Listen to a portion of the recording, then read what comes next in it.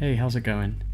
So in this tutorial, I'm going to run through Adobe Lightroom CC 2015. I'm going to show you guys how I use this tool to edit photographs. It's inexpensive and it does a lot of things that Photoshop does, just a lot simpler. So let's just go and open this. I'm going to open it through Creative Cloud, but you can also buy it standalone.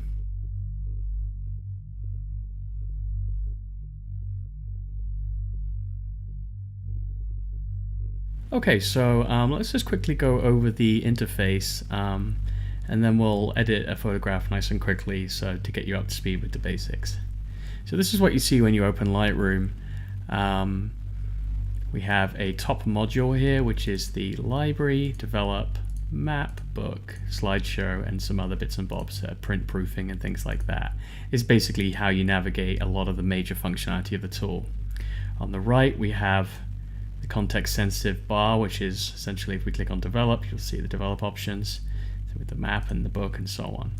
So this part over here is really where you'll be doing a lot of the major mode switching.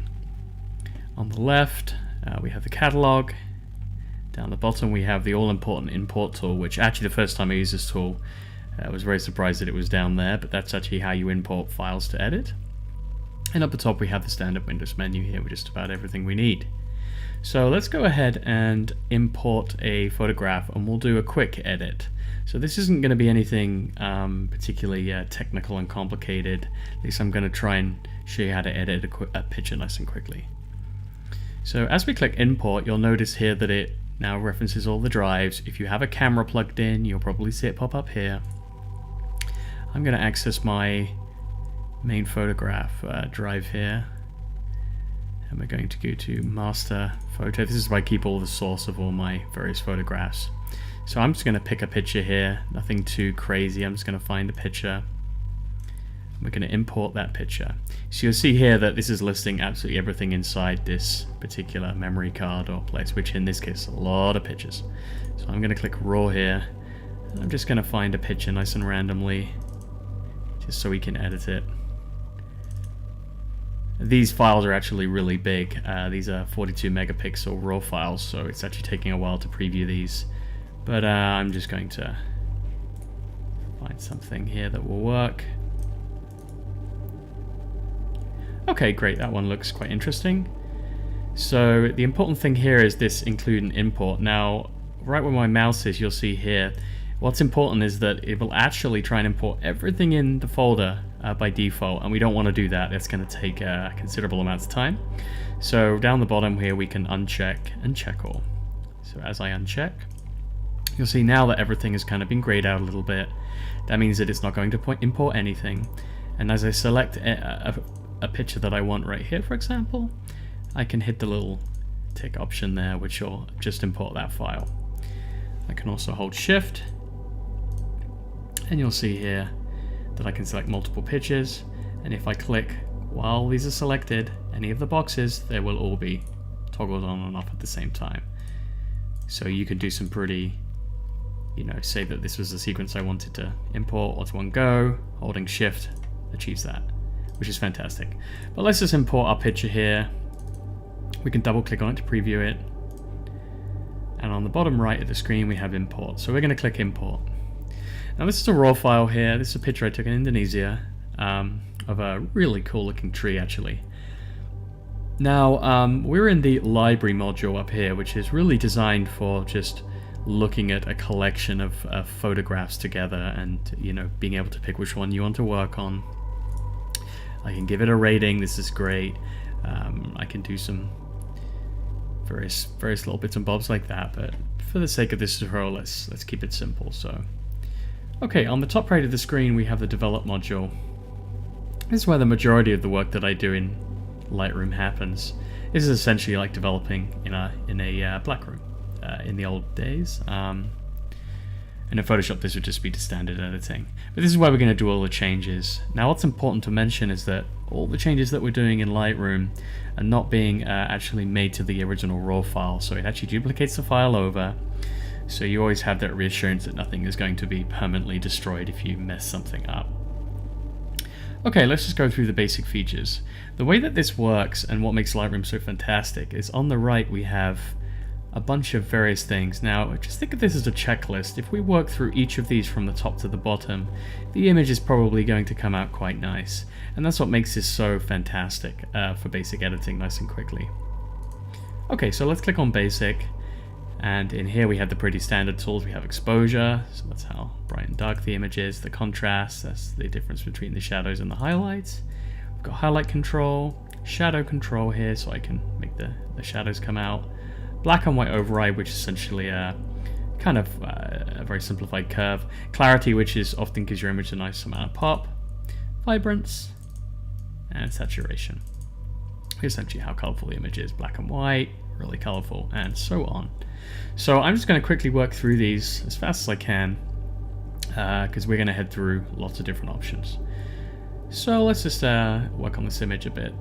I'm not going to go into my workflow too much in this video, because that's a whole video in its own right, and I got lots of tips and things, but this is essentially the kind of editing that I would do.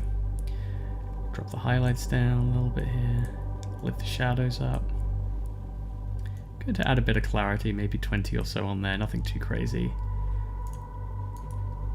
See, there is lots of resolution on this. This picture is actually a little bit out of focus, which isn't great, but for the purposes of this demonstration, it's fine. Oh, actually, if that ever happens there on the right of the screen, you can expand and lock any of these panels. So if I click here on the right, you see what it does there. It brings the menu in and out. Same for the top module and the bottom module. Okay, let's lock that in position. Okay, so I kind of like where that's going. Going to slightly play with the color temperature. That's how cold or how warm the image is here. The camera does a great job at finding the color temperature, but this can be very useful. I'll go into how to correctly white balance later, and then how to ruin that correction essentially and make it stylized, which is often a lot more fun than a perfectly real color temperature, but I'll go into that later. So now that we've edited our basic, if we see up here, this is our basic panel, we're going to move down essentially as a checklist. So here's a tone curve. We're going to ignore this for now. This is a little bit more advanced. Okay, so color, hue, saturation, and luminance. Here we can play with specific color ranges. I can, for example, make the green here hue differently, so we're changing it. For example, it's more of an autumn hue, and this is all the way up into actually kind of like that, into a very saturated green, and so forth. We can make the sky pop out a bit here. You can switch to luminance here. And the luminance of the color is essentially how bright the color is. So if we want to make the green a lot brighter, we can drag up the green as you see there. And if we want it to be much darker, we can bring it down. And this works for all the various colors. And saturation, of course, is how overall we can, for example, mute a color if we wanted to do selective black and white, or we can push it up. I like where that's going right now. Split toning. Split toning is a way that we can essentially color grade the highlights and shadows independently without, a three-way color wheel or anything more complicated. So if we click on this little box here, we can, for example, make the highlights. So if you notice here that this isn't really changing the greens much at all. This is changing the highlights, which in this case is the sky in the background and the cool-looking vines there. So, we can make that more red, and then we can drop down here and we can just do some cool, crazy things. Now, I'm actually going to remove all of this by dropping the saturation down to nothing on both. I don't particularly use split toning a lot, but if you're doing a very stylized shot, or you want something to look like the hot Californian, or Miami streets, this is actually a really great way to do that. A lot of colors have either a sepia tone and things like that, and this is actually a way to simulate that, which is great. Now we're going to head into detail. Now detail is essentially just sharpening, so we can sharpen an image. This camera is ridiculously sharp, but this image is actually slightly out of focus. Although I shouldn't say out of focus, it's just the focus is incredibly thin on this image. But sharpening allows us, probably hard to see here unless I pull it right down and zoom in. So this is sharpening on, no sharpening at all. This is essentially as the camera took it. And this is nice and sharp here. You don't want too much sharpening. Images can look false and you can get haloing, but I find putting, you know, it defaults to 25. Anywhere from 25 to 40 is usually okay, especially with a good camera like this. There are more advanced techniques to this built into the tool, but I'll go over those at another time. Noise reduction. If you're shooting in very low light, you have a lot of noise. This tool can help correct that, but of course with every pro comes a con, and it will actually soften the image, and you'll lose considerable amounts of detail. So I tend to never noise reduce anymore. That's probably because I have a really great, really great camera and know how to use it. But I try to avoid this if you can. If you can, be very careful with it. Your images can be very soft. I'd rather have a bit of noise and more detail than a soft image. Lens corrections, it's actually really important. So every camera and every lens has some distortion built in. So what this does is essentially correct any distortion. Now what I mean by distortion is well, I'll just click it and show you. So as I enable this, oh, my bad. This actually, I have to select this manually. This lens was shot with a adapter and it doesn't know about it. So let's just quickly change this. I'm going to turn this on and off once it's set up so you can see the difference that it makes. It should be a bit clearer what it does.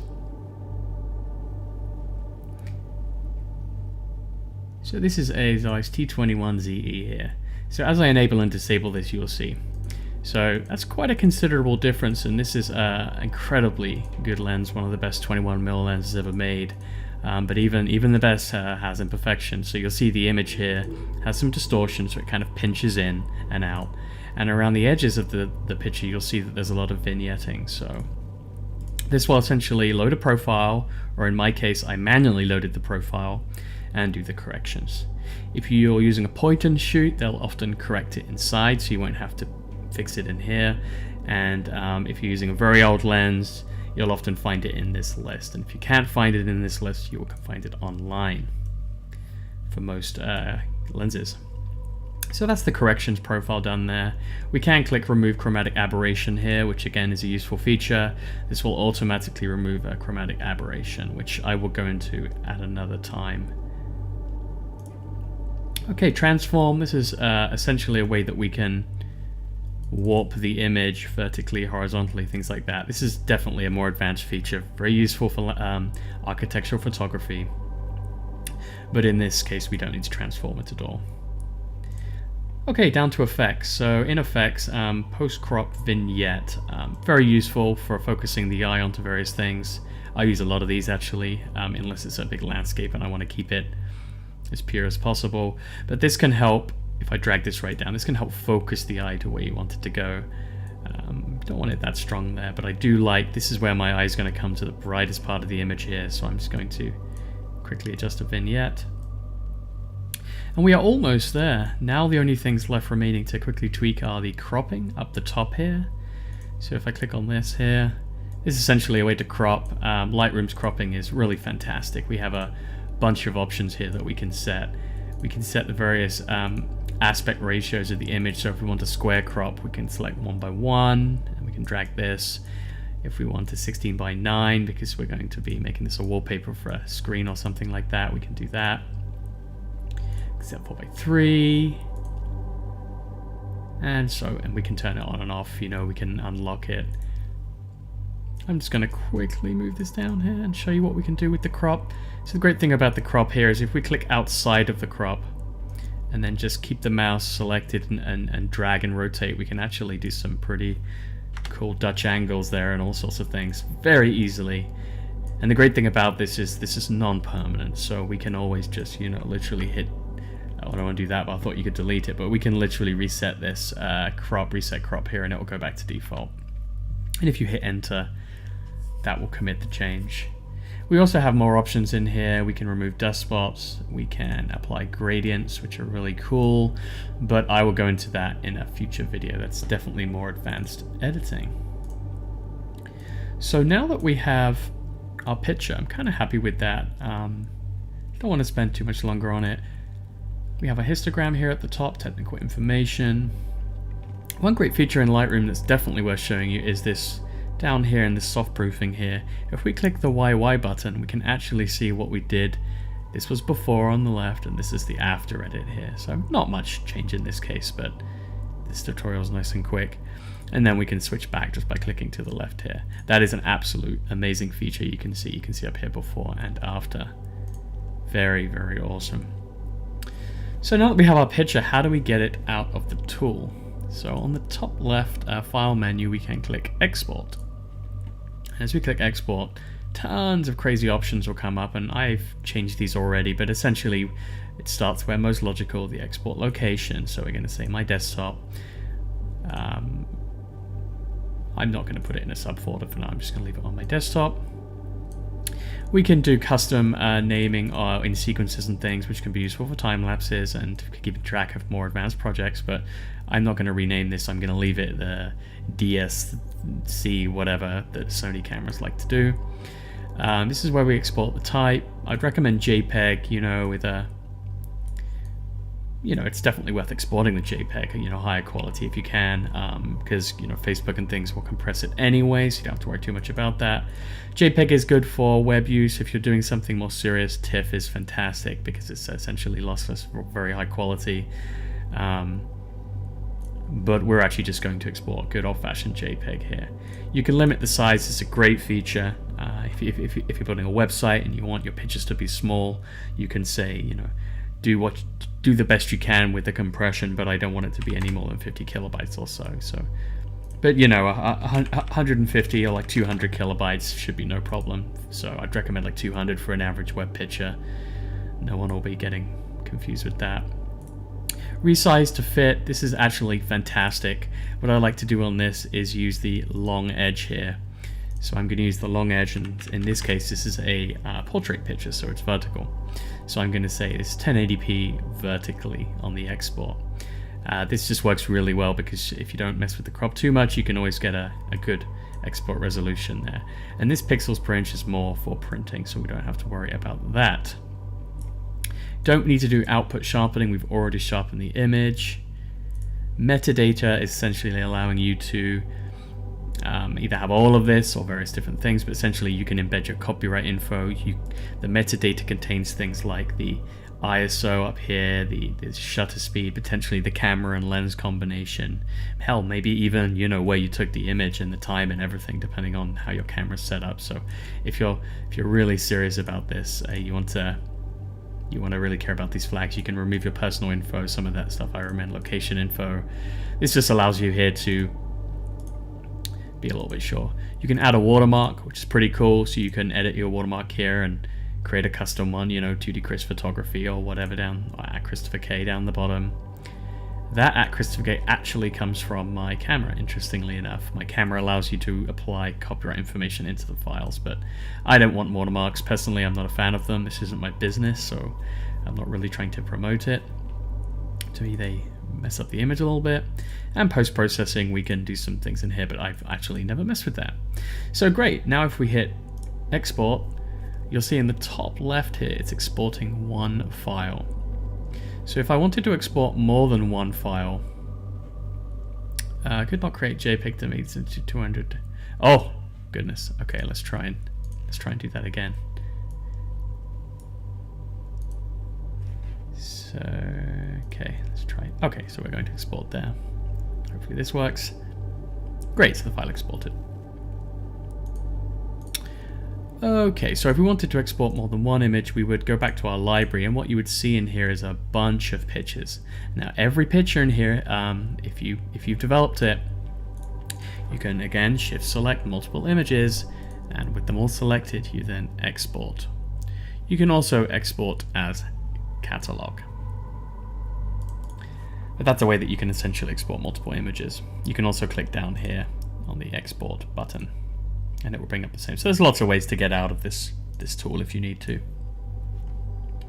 Okay, so now if we look on our desktop, you'll see there's our image. So if we double click that, hey presto, there's our finally edited picture, which is fantastic. Now if we close and open Lightroom, it'll give us some options actually. So if I close it here, oh, it didn't ask for a backup, but let's just quickly open this up, and we'll just, so in this case it's loading the last catalog. But a catalog is essentially a collection of photographs. So if you, for example, go out and you shoot a lake or some friends at a wedding, if you go new catalog here, this will essentially be a stored library of all your pictures of that catalog. So this is great for keeping track of lots of files from different events and things like that. You can also autosave the catalogs and do various things. I tend to not organize my catalogs too well. I tend to just jam everything in one, but you can, the more time you invest in that, the better it will be. So that's it. I've essentially gone through the main editing interface here. How to import pictures, how to do some basic editing, and how to export them. So I hope that's been useful. This tool takes a little bit of getting used to, but it saves a lot of time. You can edit a lot of pictures very quickly. And when I show you the more advanced features, you will definitely see the benefit of this tool. It does a lot of things really, really fast and efficiently. So thanks a lot for watching this tutorial, and I hope you guys can join me next time. Thanks.